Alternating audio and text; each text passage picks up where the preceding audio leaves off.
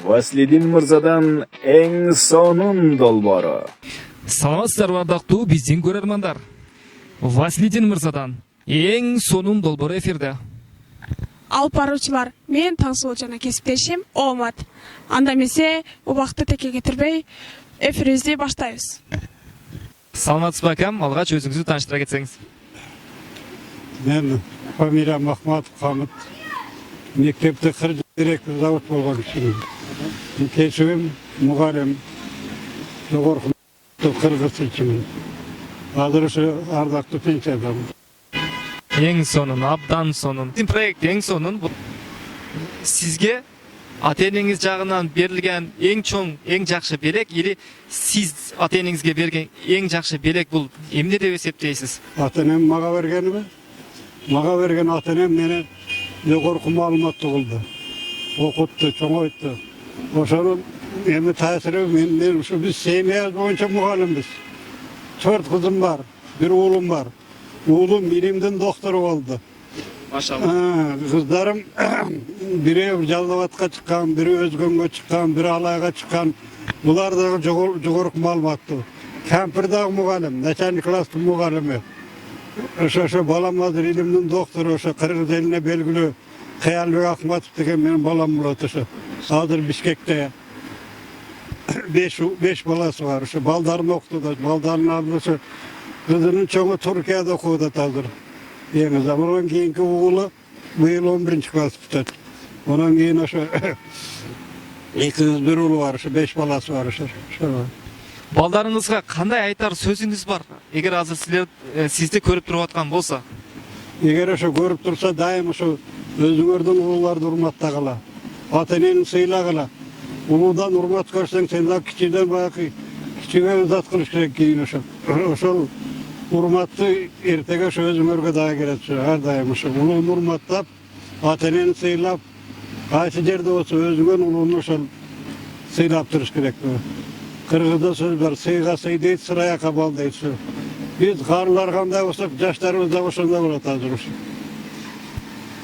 Эң сонун сөздөр, жүрөккө жетип барат сөздөр, абдан жакындуу үчүн сизге рахмат, терең ыраазычылык.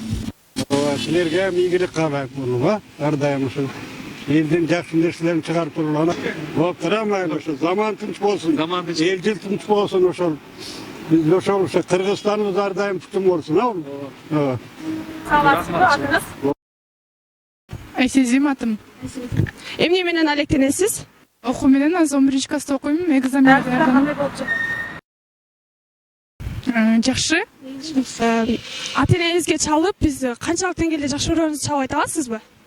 Ооба. Айта алам. Анда эмесе бизге чалып, громкого коюп бере аласызбы? Макул. Сапыма чалайын. Жөнөкөйдөн чалып көрөйүн. Кандай сезимдер болуп жатат, толкундап атасызбы? Жүрөгүм катуу соғот атат.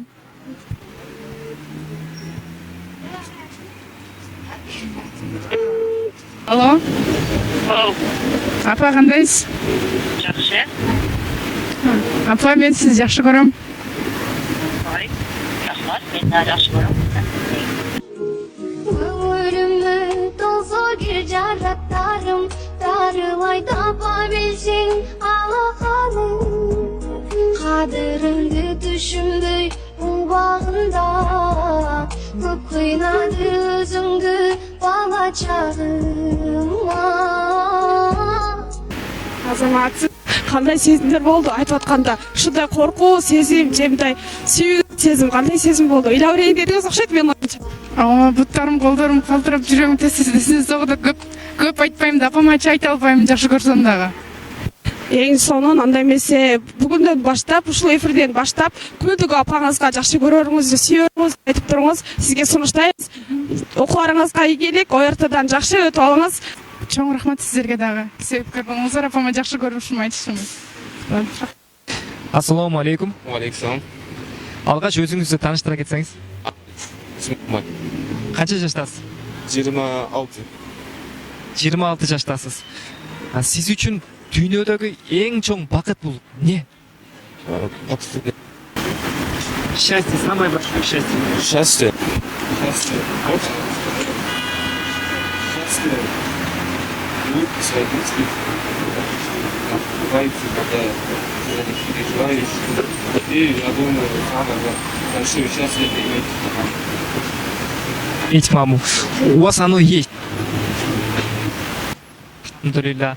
А вы можете ей позвонить, сказать о том, что вы ее любите? Если она будет ответить, она будет ответить себе. Хочу сказать вам, что я вас очень сильно люблю, спасибо, что вы меня любите.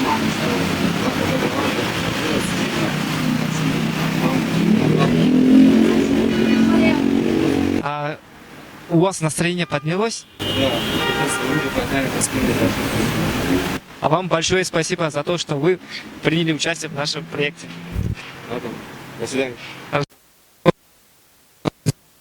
Ақыл шарынан келіп қалдым. Ношты көріп, жүргем қоздығын көріп.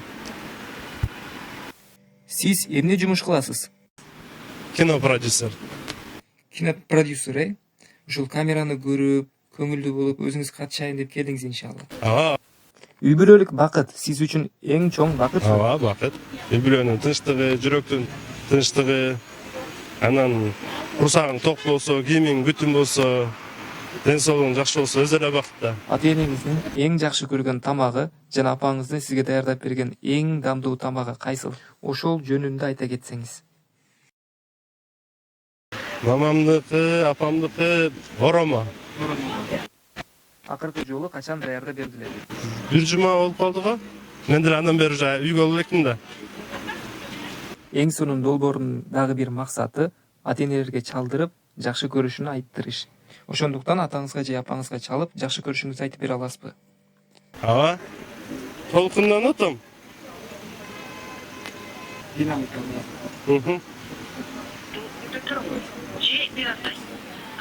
Алло, кандайсызбы? Ден соолуктарыңыз жакшыбы? Мен оштомун. Мен сизди жакшы көрөм. Эмеш? Биздин жакшы көргөн тамагыбыз кайсы папам экөөбүздүн? Папам экөөбүздүн.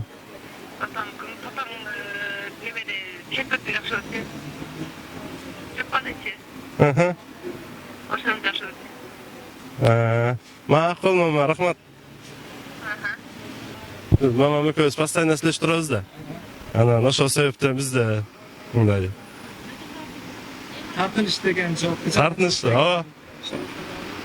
Кандай сезимдер болду?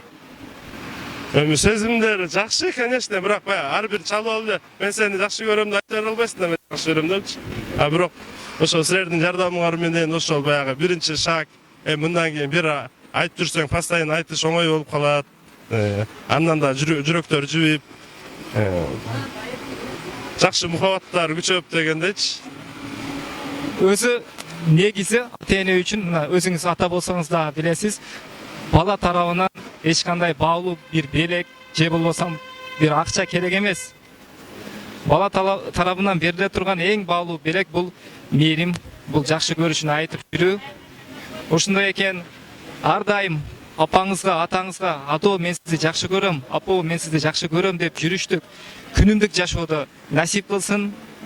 Катышып бергениңизге абдан ыраазычылык. Кайма бизди күзөтүп барыңыз. Рахмат силерге да. Постоянно мен силерге жакшы көрөрүмдү айтып турам мындай. Терең ыраазычылык ака, рахмат. Саазбы чоңгоз, өзүңүз жөнүндө тааныштыра кетсеңиз, атыңыз? Менин атым Калилова Жазгүл. Канча жаштасыз? Эмне менен алектенесиз? Мен 18 жаштамын. Башынан тартам.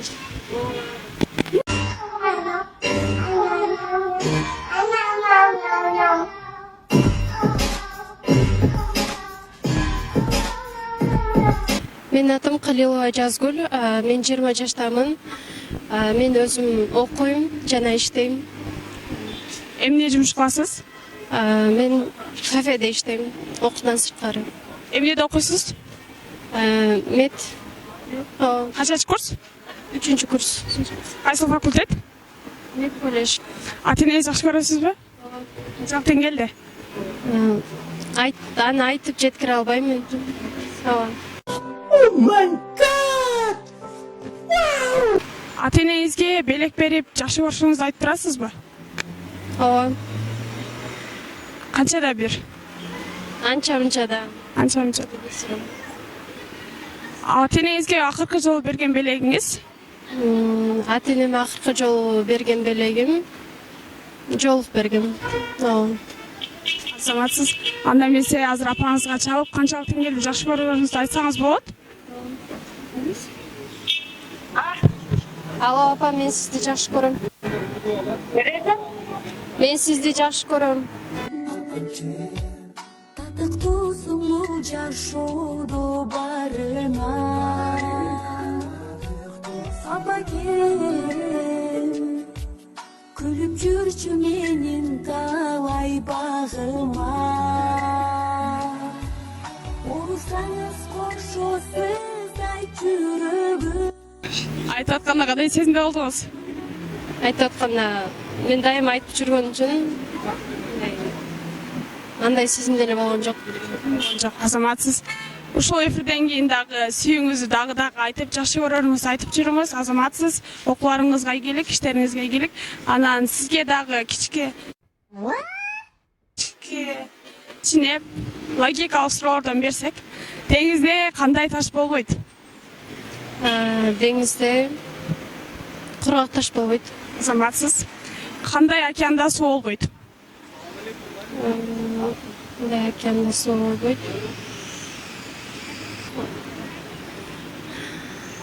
Ойлонобуз. Кандай океанда суу болбойт?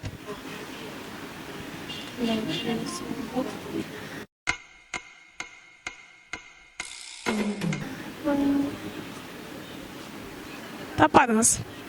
Кийинки сурообуз. Кандай табактан тамак жеүүгө болбойт? Сынык табактан. Дагы? Жарка кеткен. Жообуңуз бир аз жакын, бирок так жооп керек да. Сынып калган тари. Бош табактан тамак жегенге болбойт. Азаматсыз, эң мыкты. Эфирибиз жактыбы сизге? Досторуңузга да сунуштайсызбы? Азаматсыз, окууларыңызга ийгилик. Жакшы барыңыз. Валейкум ассалам. Жакшы. Атың ким? Өмүрбек. Жашың? 18. Жашың 18, атың Өмүрбек. Сага алгачкы суроо. Жашоонун бакытысы, жашоонун жыргалы сен үчүн? Сен өзүң ойлогон нерсең. Көбүнчө сен нени ойлойсуң, нени каалайсың. Жашооңо аракет кылсаң деле, бир нерсе аракет кылганга аракет кыласың. Өзүң ойлонуп, түшүнүп, ата энең ойлогонун же өзүң ойлогонун. Эми чоңойгондо адам өзгөрөт го. Ошо менен бир жолу бакыт келет да артынан. Ата энең жөнүндө сөз айта кеттиң. Ата энең канчалык деңгээлде жакшы көрөсүң? Деңгел жок. Ата энени деңгелсиз эле жакшы көрөсүң. Атамды, апамды экөөсү сыйлап, жакшы көрүп, экөө бирдей эле, айырмасы жок. Айырмасы жок. Сен ата энеңге берген эң кымбаттуу белегиң жана ата энеңиз сага берген эң кымбаттуу белеги эмне деп ойлойсуң? Мага жашоо, анан мени чоңойткону.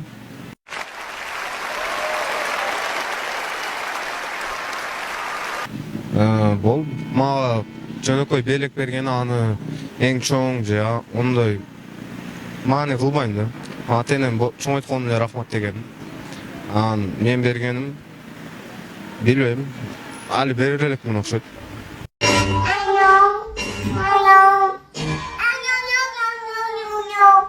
Сенде азыр мүмкүнчүлүк бар. Ошол чоң эмес, бирок кичине, бирок баалуу белек бергенге.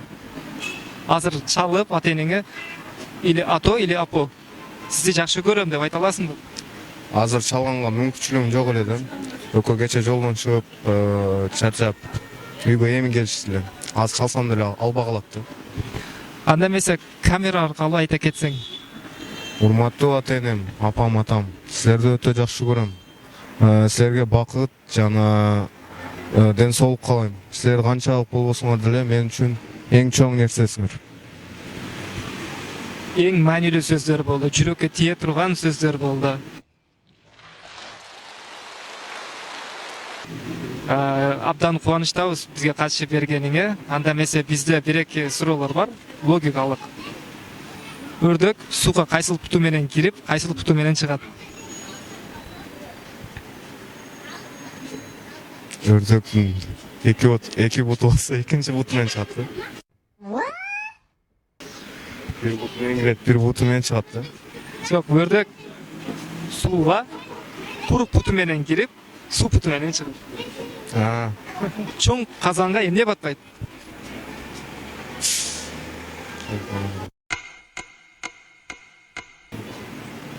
От. Кандай? От. От эмес. Чоң казанга копкага батпайт экен. Ошол экөөбүздүн маегибиздин алкагында сага кичине болсо да жакшы маанай тартуулай алдымбы? Ооба. Рахмат чоң. Васлидин мырзадан эң сонун долбоору.